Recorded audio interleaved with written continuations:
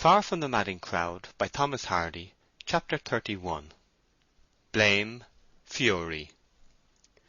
The next evening Bathsheba, with the idea of getting out of the way of Mr. Boldwood in the event of his returning to answer her note in person, proceeded to fulfil an engagement made with Liddy some few hours earlier. Bathsheba's companion, as a gage of their reconciliation, had been granted a week's holiday to visit her sister, who was married to a thriving hurdler and cattle-crib maker, living in a delightful labyrinth of hazel copse not far beyond Yalbury. The arrangement was that Miss Everdene should honour them by coming there for a day or two to inspect some ingenious contrivances which this man of the woods had introduced into his wares. Leaving her instructions with Gabriel and Mary-Ann, that they were to see everything carefully locked up for the night, she went out of the house just at the close of a timely thunder-shower, which had refined the air, and daintily bathed the coat of the land, though all beneath was dry as ever. Freshness was exhaled in an essence from the varied contours of bank and hollow, as if the earth breathed maiden breath, and the pleased birds were hymning to the scene. Before her, among the clouds, there was a contrast in the shape of layers of fierce light which showed themselves in the neighbourhood of a hidden sun, lingering on to the farthest northwest corner of the heavens that this midsummer season allowed. She had walked nearly 2 miles of her journey, watching how the day was retreating, and thinking how the time of deeds was quietly melting into the time of thought, to give place in its turn to the time of prayer and sleep, when she beheld advancing over Yalbury Hill the very man she sought so anxiously to elude. Boldwood was stepping on, not with that quiet tread of reserved strength which was his customary gait, in which he always seemed to be balancing two thoughts. His manner was stunned and sluggish now. Boldwood had for the first time been awakened to woman's privileges in tergiversation, even when it involves another person's possible blight. That Bathsheba was a firm and positive girl, far less inconsequent than her fellows, had been the very lung of his hope, for he had held that these qualities would lead her to adhere to a straight course for consistency's sake, and accept him, though her fancy might not flood him with the iridescent hues of uncritical love. But the argument now came back as sorry gleams from a broken mirror. The discovery was no less a scourge than a surprise. He came on looking upon the ground, and did not see Bathsheba till they were less than a stone's throw apart. He looked up at the sound of her pit-pat, and his changed appearance sufficiently denoted to her the depth and strength of the feeling paralyzed by her letter. "Oh, is it you, Mr. Boldwood?" she faltered, a guilty warmth pulsing in her face. Those who have the power of reproaching in silence may find it a means more effective than words. There are accents in the eye which are not on the tongue, and more tales come from pale lips than can enter an ear. It is both the grandeur and the pain of the remoter moods that they avoid the pathway of sound. Boldwood's look was unanswerable. Seeing she turned a little aside, he said, "What? Are you afraid of me?" "Why should you say that?" said Bathsheba. "I fancied you looked so," he said, "and it is most strange, because of its contrast with my feeling for you." She regained self-possession, fixed her eyes calmly, and waited. "You know what that feeling is," continued Boldwood deliberately. "A thing as strong as death. No dismissal by a hasty letter affects that." "I wish you did not feel so strongly about me," she murmured. "It is generous of you, and more than I deserve, but I must not hear it now." "Hear it? What do you think I have to say, then? I am not to marry you, and that is enough. Your letter was excellently plain. I want you to hear nothing, not I." Bathsheba was unable to direct her will into any definite groove for freeing herself from this fearfully awkward position. She confusedly said, "Good evening," and was moving on. Boldwood walked up to her, heavily and dully. "Bathsheba, darling, is it final indeed?" "Indeed it is." "Oh, Bathsheba, have pity upon me!" Boldwood burst out. "God's sake, yes, I am come to that lowest stage, to ask a woman for pity. Still she is you, she is you." Bathsheba commanded herself well, but she could hardly get a clear voice for what came instinctively to her lips. There is little honour to the woman in that speech. It was only whispered, for something unutterably mournful, no less than distressing, in this spectacle of a man showing himself to be so entirely the vein of a passion enervated the feminine instinct for punctilios. "I am beyond myself about this, and am mad," he said. "I am no stoic at all to be supplicating here, but I do supplicate to you. I wish you knew what is in me of devotion to you, but it is impossible that. In bare human mercy to a lonely man, don't throw me off now." "I don't throw you off. Indeed, how can I? I never had you." In her noon-clear sense that she had never loved him, she forgot for a moment her thoughtless angle on that day in February. "But there was a time when you turned to me, before I thought of you. I don't reproach you, for even now I feel that the ignorant and cold darkness that I should have lived in, if you had not attracted me by that letter, Valentine you call it, would have been worse than my knowledge of you, though it has brought this misery. But, I say, there was a time when I knew nothing of you, and cared nothing for you, and yet you drew me on. And if you say you gave me no encouragement, I cannot but contradict you." "What you call encouragement was the childish game of an idle minute. I have bitterly repented of it, aye, bitterly, and in tears. Can you still go on reminding me?" "I don't accuse you of it. I deplore it. I took for earnest what you insist was jest. And now this that I pray to be jest, you say is awful, wretched earnest. Our moods meet at wrong places. I wish your feeling was more like mine, or my feeling more like yours. Oh, could I but have foreseen the torture that trifling trick was going to lead me into, how I should have cursed you! But only having been able to see it since, I cannot do that, for I love you too well. But it is weak, idle drivelling to go on like this. Bathsheba, you are the first woman of any shade or nature that I have ever looked at to love, and it is the having been so near claiming you for my own that makes this denial so hard to bear. How nearly you promised me! But I don't speak now to move your heart, and make you grieve because of my pain. It is no use, that. I must bear it. My pain would get no less by paining you." "But I do pity you, deeply, oh so deeply," she earnestly said. "Do no such thing. Do no such thing.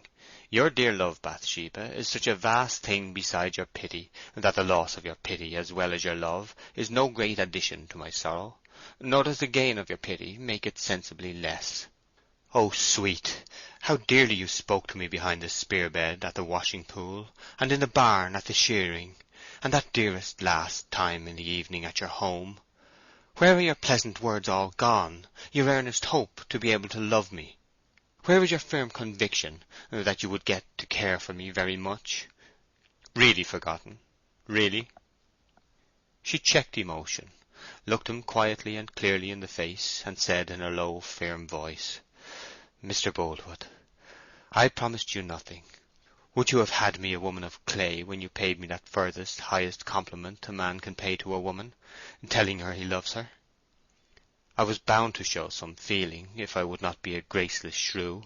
Yet each of those pleasures was just for the day just for the pleasure. How was I to know that what is a pastime to all other men was death to you? Have reason, do, and think more kindly of me." "Well, never mind arguing, never mind. One thing is sure, you were all but mine, and now you are not nearly mine. Everything is changed, and that by you alone, remember. You were nothing to me once, and I was contented. You are now nothing to me again, and how different the second nothing is from the first. Would to God you had never taken me up, since it was only to throw me down." Bathsheba, in spite of her mettle, began to feel unmistakable signs that she was inherently the weaker vessel. She strove miserably against this femininity which would insist upon supplying unbidden emotions in stronger and stronger current. She had tried to elude agitation by fixing her mind on the trees, sky, any trivial object before her eyes, whilst his reproaches fell, but ingenuity could not save her now. "I did not take you up, surely I did not," she answered as heroically as she could. "But don't be in this mood with me. I can endure being told I am in the wrong, if you will only tell me it gently. Oh, sir, will you not kindly forgive me, and look at it cheerfully?" "Cheerfully? Can a man, fooled to utter heart-burning, find a reason for being merry? If I have lost, how can I be as if I had won? Heavens, you must be heartless, quite. Had I known what a fearfully bitter sweet this was to be, how I would have avoided you, and never seen you, and been deaf of you. I tell you all this, but what do you care? You don't care." She returned silent and weak denials to his charges, then swayed her head desperately, as if to thrust away the words as they came showering about her ears from the lips of the trembling man in the climax of life, with his bronzed Roman face and fine frame. "Dearest, dearest, I am wavering even now between the two opposites of recklessly renouncing you, and labouring humbly for you again. Forget that you have said no, and let it be as it was. Say, Bathsheba, that you only wrote that refusal to me in fun. Come, say it to me." "It would be untrue, and painful to both of us. You overrate my capacity for love. I don't possess half the warmth of nature you believe me to have. An unprotected childhood in a cold world has beaten gentleness out of me."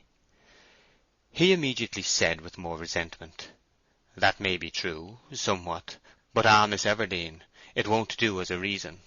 You are not the cold woman you would have me believe. No, no, it isn't because you have no feeling in you that you don't love me. You naturally would have me think so. You would hide from me that you have a burning heart like mine. You have love enough, but it is turned into a new channel. I know where." The swift music of her heart became hubbub now, and she throbbed to extremity. He was coming to Troy. He did then know what had occurred, and the name fell from his lips the next moment. "Why did Troy not leave my treasure alone?" he asked fiercely. "When I had no thought of injuring him, why did he force himself upon your notice? Before he worried you, your inclination was to have me. When next I should have come to you, your answer would have been yes. Can you deny it? I ask, can you deny it?" She delayed the reply, but was too honest to withhold it. "I cannot," she whispered. "I know you cannot, but he stole in my absence and robbed me. Why didn't he win you away before, when nobody would have been grieved, when nobody would have been set tale-bearing? Now the people sneer at me, the very hills and skies seem to laugh at me till I blush shamefully for my folly. I have lost my respect, my good name, my standing. Lost it, never to get it again. Go and marry your man. Go on." "Oh, sir, Mr. Boldwood!" "You may as well. I have no further claim upon you. As for me, I had better go somewhere alone, and hide and pray. I loved a woman once. I am now ashamed. When I am dead, they'll say, miserable, love-sick man that he was. Heaven, heaven, and if I got jilted secretly, and the dishonour was not known, and my position kept. But no matter, it is gone, and the woman not gained. Shame upon him, shame." His unreasonable anger terrified her, and she glided from him without obviously moving, as she said, "I am only a girl. Do not speak to me so." "All the time you knew, how very well you knew, that your new freak was my misery. Dazzled by brass and scarlet, O Bathsheba, this is woman's folly indeed." She fired up at once. "You are taking too much upon yourself," she said vehemently. "Everybody is upon me, everybody. It is unmanly to attack a woman so. I have nobody in the world to fight my battles for me, but no mercy is shown. Yet if 1,000 of you sneer and say things against me, I will not be put down." "You'll chatter with him doubtless about me. You say to him, 'Boldwood would have died for me.' Yes, and you have given way to him, knowing him not to be the man for you. He has kissed you, claimed you as his. Do you hear? He has kissed you. Deny it. The most tragic woman is cowed by a tragic man, and although Boldwood was, in vehemence and glow, nearly her own self rendered into another sex, Bathsheba's cheek quivered. She gasped, "Leave me, sir, leave me. I am nothing to you. Let me go on." "Deny that he has kissed you." "I shall not." "Ah, he has then," came hoarsely from the farmer. "He has," she said slowly, and, in spite of her fear, defiantly. "I am not ashamed to speak the truth." "Then curse him," said Boldwood, breaking into a whispered fury. "Whilst I would have given worlds to touch your hand, you have let a rake come in without rite or ceremony, and kiss you. Heaven's mercy, kiss you! Ah, a time of his life shall come when he will have to repent and think wretchedly of the pain he has caused another man, and then may he ache and wish and curse and yearn, as I do now." "Don't, don't, oh, don't pray down evil upon him!" she implored in a miserable cry. "Anything but that, anything! Oh, be kind to him, sir, for I love him true." Boldwood's ideas had reached that point of fusion at which outline and consistency entirely disappear. The impending night appeared to concentrate in his eye. He did not hear her at all now. "I'll punish him, by my soul that I will. I'll meet him, soldier or no, and I'll horsewhip the untimely stripling for his reckless theft of my one delight. If he were 100 men, I'd horsewhip him." He dropped his voice suddenly and unnaturally. "Bathsheba, sweet lost coquette, pardon me. I have been blaming you, threatening you, behaving like a churl to you, whilst he is the greatest sinner. He stole your dear heart away with his unfathomable lies. It is a fortunate thing for him that he has gone back to his regiment, that he's away of the country and not here. I hope he may not return here just yet. I pray God he may not come into my sight, for I may be tempted beyond myself. Oh, Bathsheba, keep him away. Yes, keep him away from me." For a moment Boldwood stood so inertly after this that his soul seemed to have been entirely exhaled with the breath of his passionate words. He turned his face away and withdrew, and his form was soon covered over by the twilight as his footsteps mixed in with the low hiss of the leafy trees. Bathsheba, who had been standing motionless as a model all this latter time, flung her hands to her face, and wildly attempted to ponder on the exhibition which had just passed away. Such astounding wells of fevered feeling in a still man like Mr. Boldwood were incomprehensible, dreadful. Instead of being a man trained to repression, he was what she had seen him. The force of the farmer's threats lay in their relation to a circumstance known at present only to herself. Her lover was coming back to Weatherbury in the course of the very next day or two. Troy had not returned to his distant barracks, as Boldwood and others supposed, but had merely gone to visit some acquaintance in Bath, and had yet a week or more remaining to his furlough. She felt wretchedly certain that if he revisited her just at this nick of time, and came into contact with Boldwood, a fierce quarrel would be the consequence. She panted with solicitude when she thought of possible injury to Troy. The least spark would kindle the farmer's swift feelings of rage and jealousy. He would lose his self-mastery, as he had this evening. Troy's blitheness might become aggressive, it might take the direction of derision, and Boldwood's anger might then take the direction of revenge. With almost a morbid dread of being thought a gushing girl, this guileless woman too well concealed from the world under a manner of carelessness the warm depths of her strong emotions. But now there was no reserve. In her distraction, instead of advancing further, she walked up and down, beating the air with her fingers, pressing on her brow and sobbing brokenly to herself. Then she sat down on a heap of stones by the wayside to think. There she remained long. Above the dark margin of the earth appeared foreshores and promontories of coppery cloud, bounding a green and pellucid expanse in the western sky. Amaranthine glosses came over them then, and the unresting world wheeled her round to a contrasting prospect eastward, in the shape of indecisive and palpitating stars. She gazed upon their silent throes amid the shades of space, but realized none at all. Her troubled spirit was far away with Troy. End of chapter 31.